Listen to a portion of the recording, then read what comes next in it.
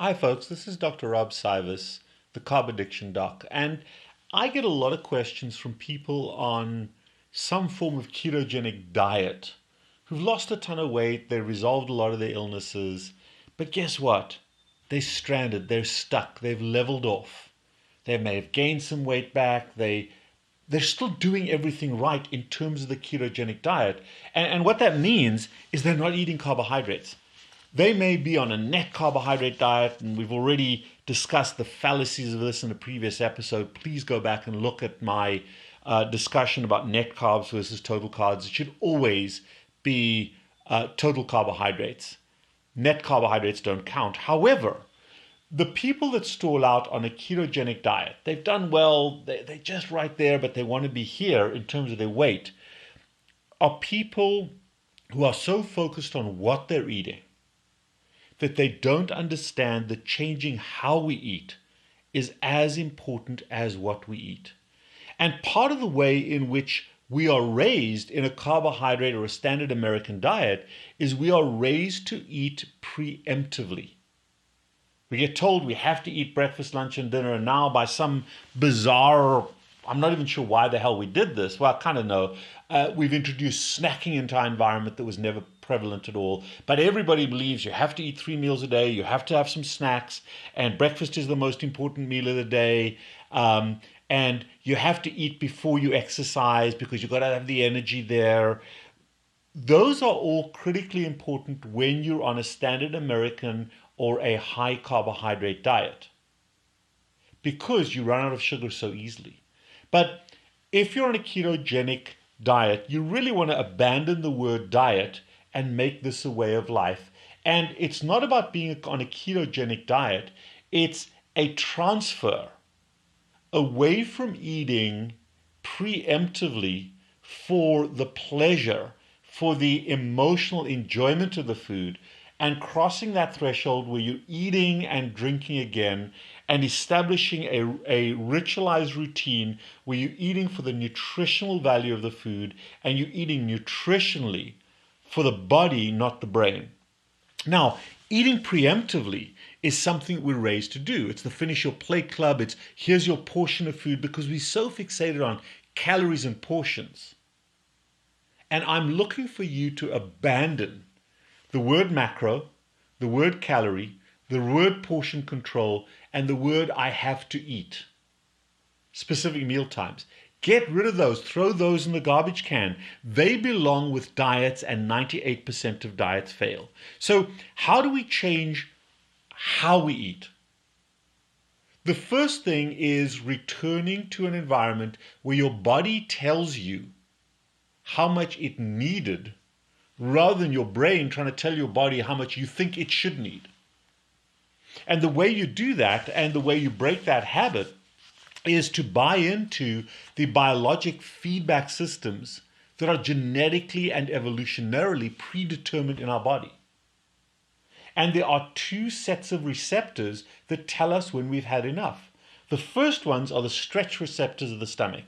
So any rapid change in the size of the stomach sends a nerve-mediated feedback through Eagle's receptors to the brain that says, I'm full. But that can actually be a massive amount of food. So that has to be used in conjunction with a hormonal feedback system that is measured or mediated by the leptinoid system. There are 4 or 5 different hormones in the GI tract at various levels.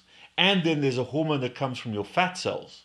So the point there is that it's saturated fat that is our feedback satiety hormone.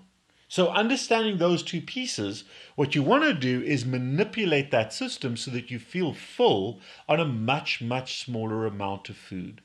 And the concept there is eating sequentially. So what does that mean? Because we want to break the preemptive thought of eating. Most people will prepare food as to how much they think they need. They'll put it in front of them and they'll finish it even though they are now stuffed. In other words, they're able to override those stretch satiety signals, and especially if they eat very quickly, they're able to eat a much larger amount of food before the hormonal leptinoid pathway has had a chance to have effect. So how do you restore a beneficial medium of eating? Number one, your liver gives you breakfast. You do not need to eat it. Breakfast is the least important meal of the day. Ask any diabetic about the dawn effect. As soon as you wake up, your liver squeezes a bunch of sugar into your bloodstream because you're now being active. Think about a car that's been idling in the driveway overnight. Now you jump, that's you sleeping. Now you jump into your car and you put it in first gear and you drive off, or you put it into gear and you drive off. Well, the first thing the engine does, or the car does, is it injects fuel into the engine because you're now going to do work. The liver does exactly the same thing. It gives you breakfast. So maybe you have a cup of coffee or something like that just to get you going, but you do not need to eat breakfast. Your liver is giving you preformed sugar calories and ketone calories to start your day. And that spike and rises, that rises and goes down for about 2 to 4 hours after you've woken up. Whether you exercise or not, it is irrelevant. Your body will provide. Somewhere between 4 and 6 hours after waking up, you may begin to get hungry. But if you've got a lot of ketones floating around, if you're in fat-adapted ketosis, even then you don't get very hungry. So the goal there is to push through and not eat while your body is feeding you. And it's only when your body says, hey, I have no more food for you, that you want to put food in your face. That may be sometime in the early afternoon. It may even be in the evening. It may even be the next day. That's not fasting, folks. That's just not eating because your body is supplying your nutrition from your short-term stores. So at some stage, you're going to want to eat and listen to your body, not your brain. The commonest time your brain wants to eat is when the pace of your day changes. That's an emotional response. But there'll be times through the day when your body says, hey, I need to eat. That might be in the middle of the afternoon. It might be in the early afternoon, maybe in the evening. You'll recognize that.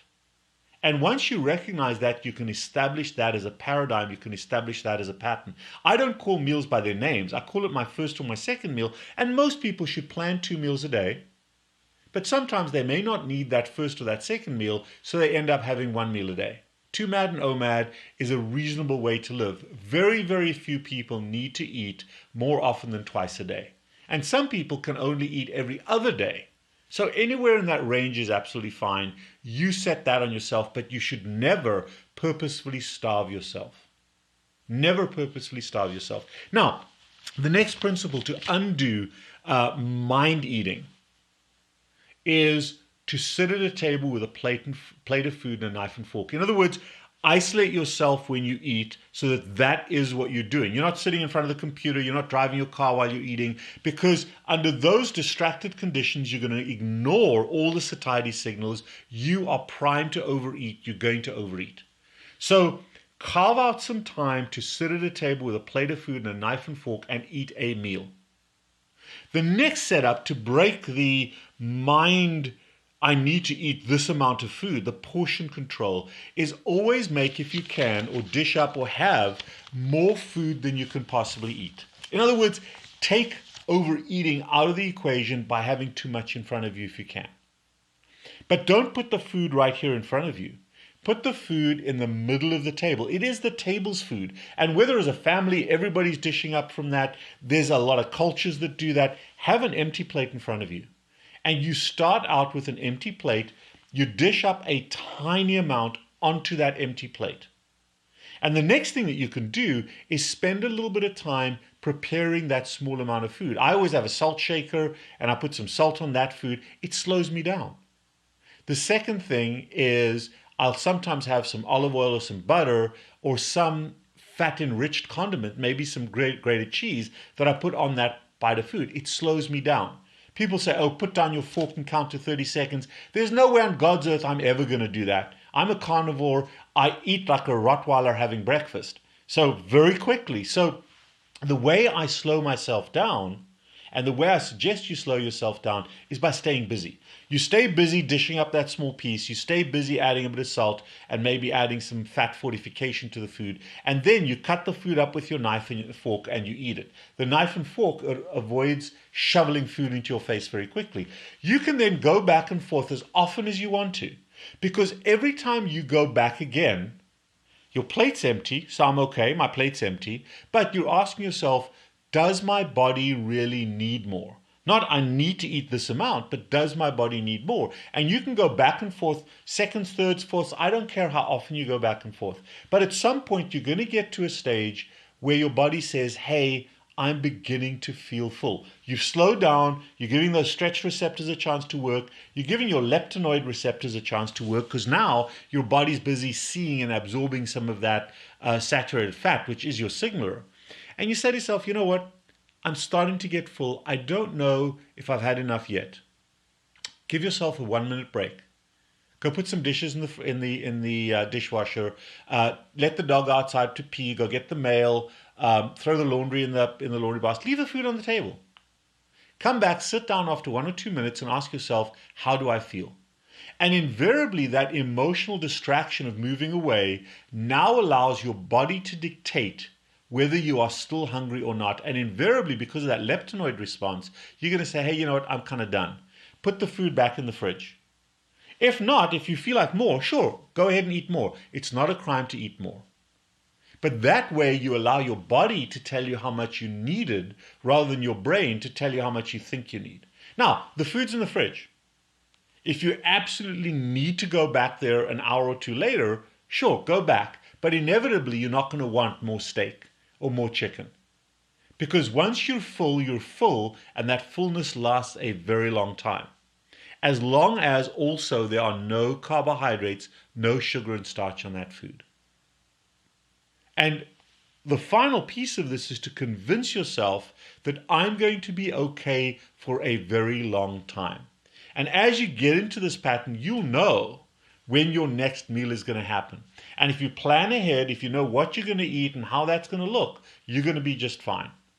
Remember this, how you eat and how you change how you eat is more important, or at least as important, as what you eat. The what you eat is very simple, no carbohydrates. I don't care what the hell you eat on the other side, more vegetarian, more carnivore, up to you. But it's about not eating carbohydrates and then focus on the pattern of eating and get your body accustomed again to controlling how much you eat. Take that control from your brain and pass that on to your body. You have no idea how much water you need to drink. You should not need to know how much water you drink. You start to drink water, it might be 1 glass, 2 glasses, 3 glasses. At some point, a signal goes from your belly to your brain that says you've had enough and you automatically stop drinking water. The same can be reconditioned to eating food. When food fills you up, both in terms of satiety of stretch as well as satiety of chemistry. And I can guarantee you the journey of weight loss and health restoration will continue and is sustainable for the rest of your life because your sustainability comes from having enough. I hope this helped. Check me out on Instagram as well. Follow me there, CarbAddictionDoc.